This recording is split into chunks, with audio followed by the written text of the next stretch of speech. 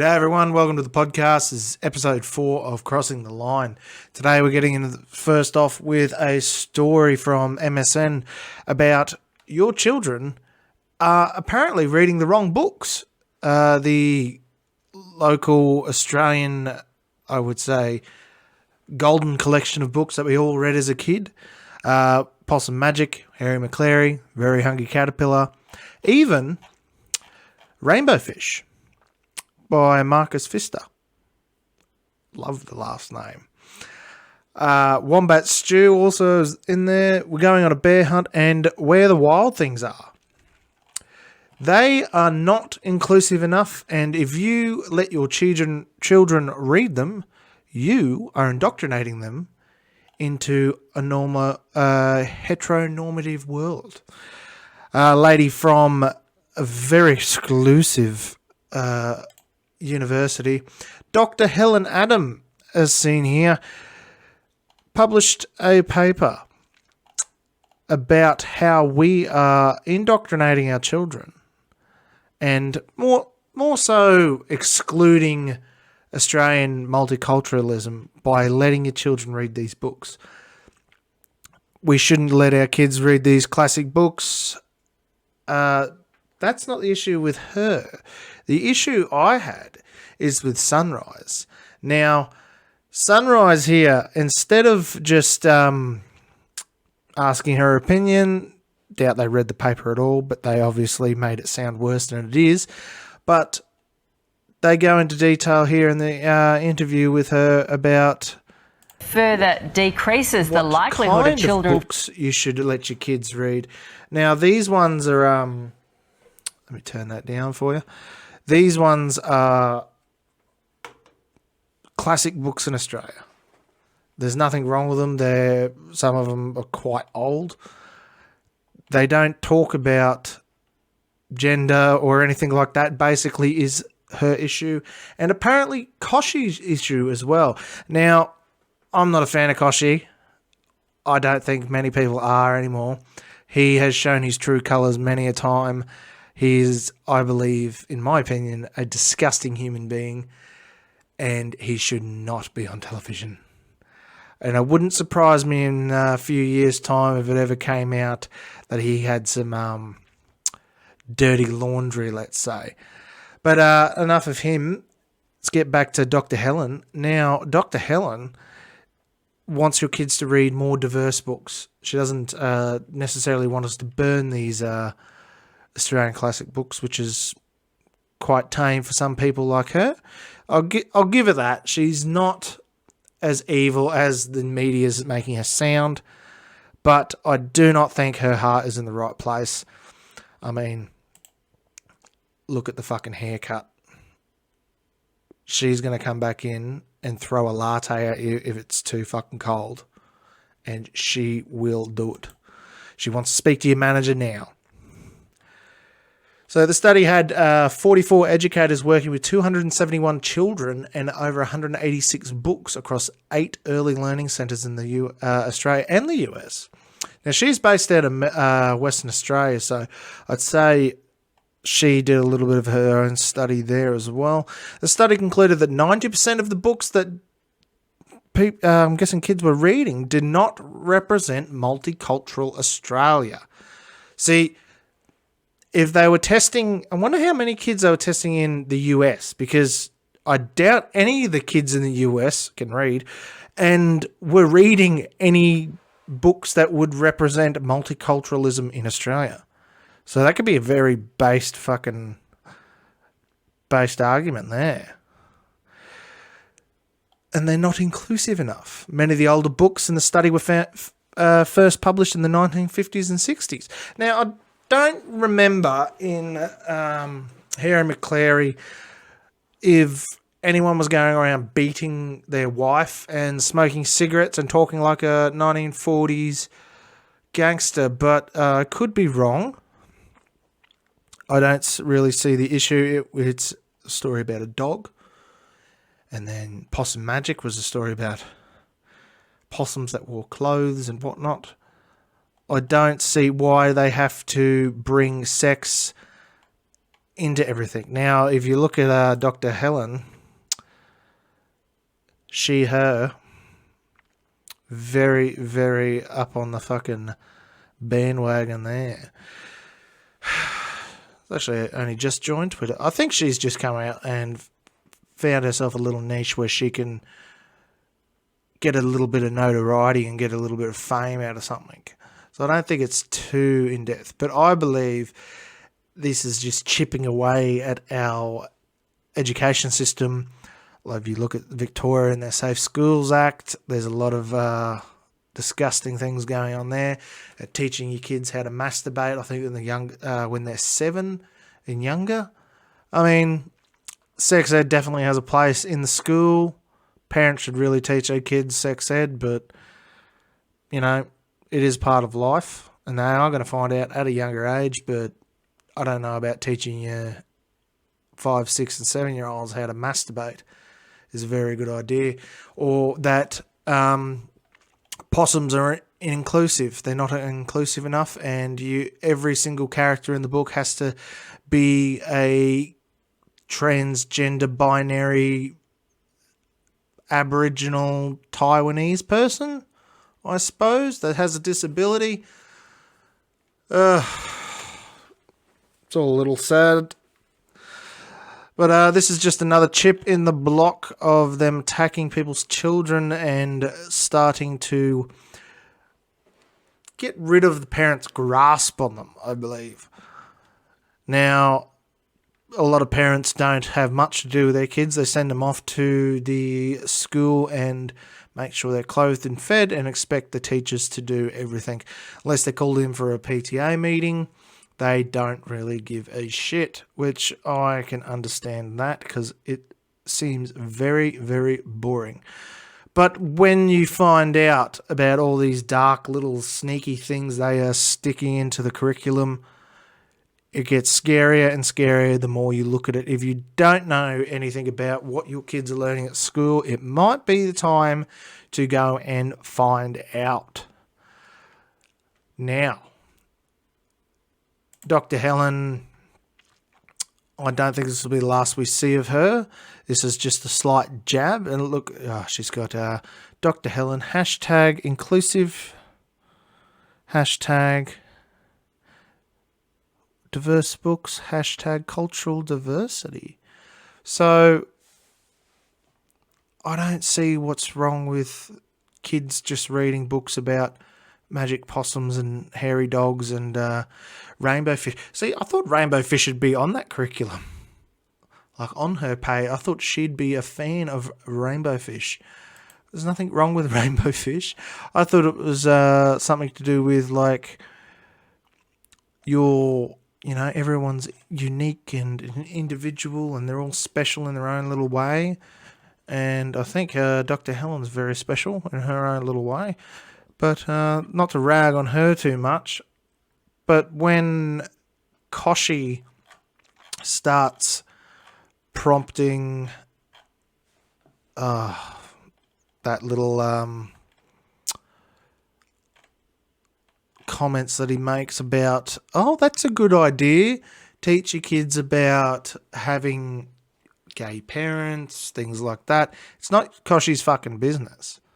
It's not someone on Channel 7, Channel 9, Channel 10, ABC, SBS's fucking business what people do with their kids.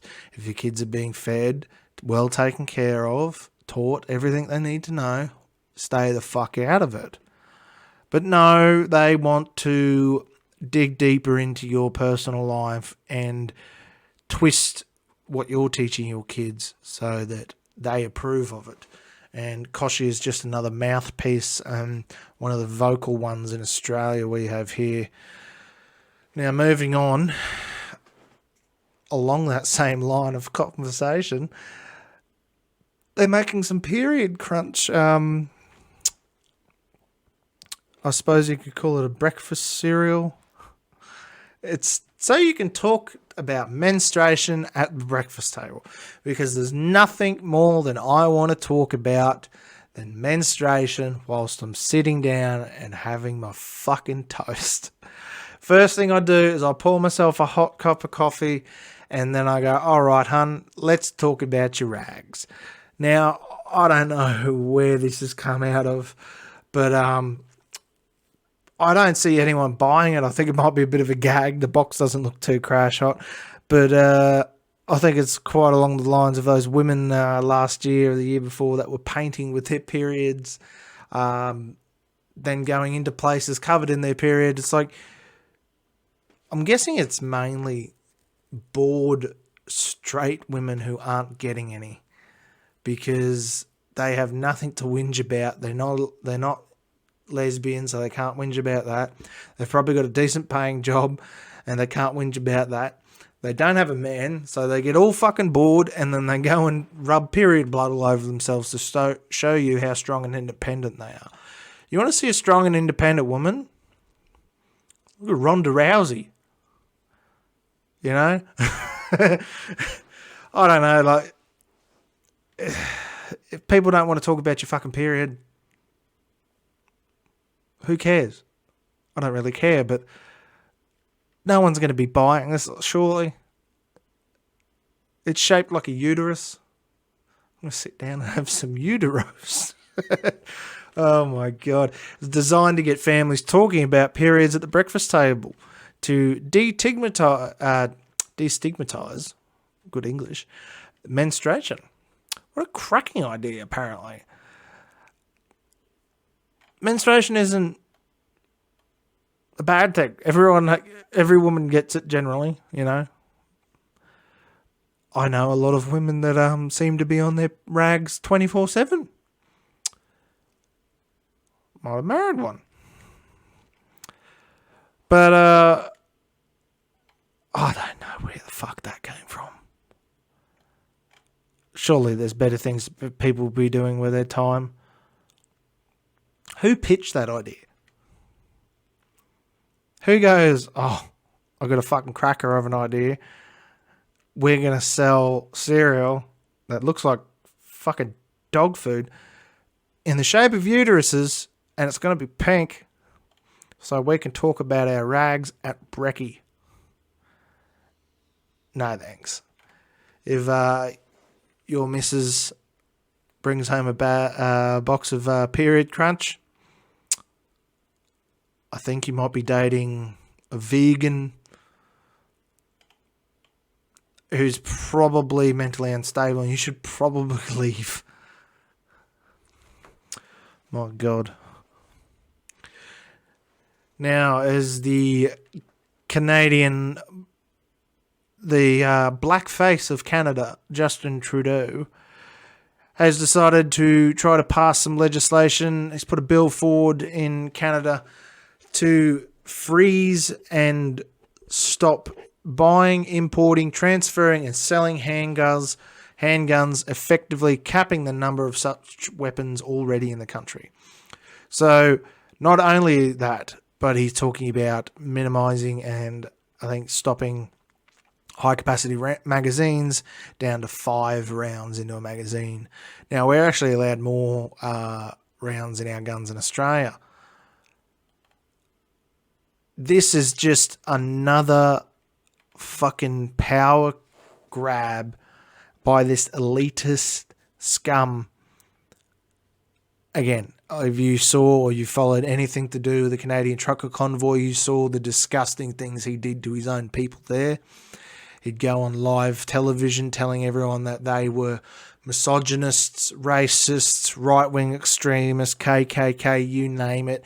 He called them everything under the sun to try to demonise these people who were only parked in the street peacefully, legally in a lot of circumstances. Then he banned carrying fuel drums around, try to get rid of them. He seized their income. He closed their bank accounts. He got rid of their GoFundMe. Then they got rid of the Give, Send, Go that came up after that.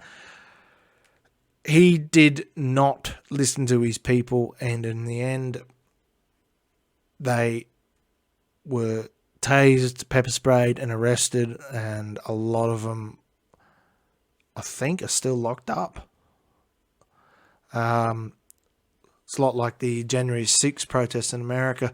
They just treat you like a domestic terrorist, no matter the circumstances. If they don't like what you're doing, you're not towing the line.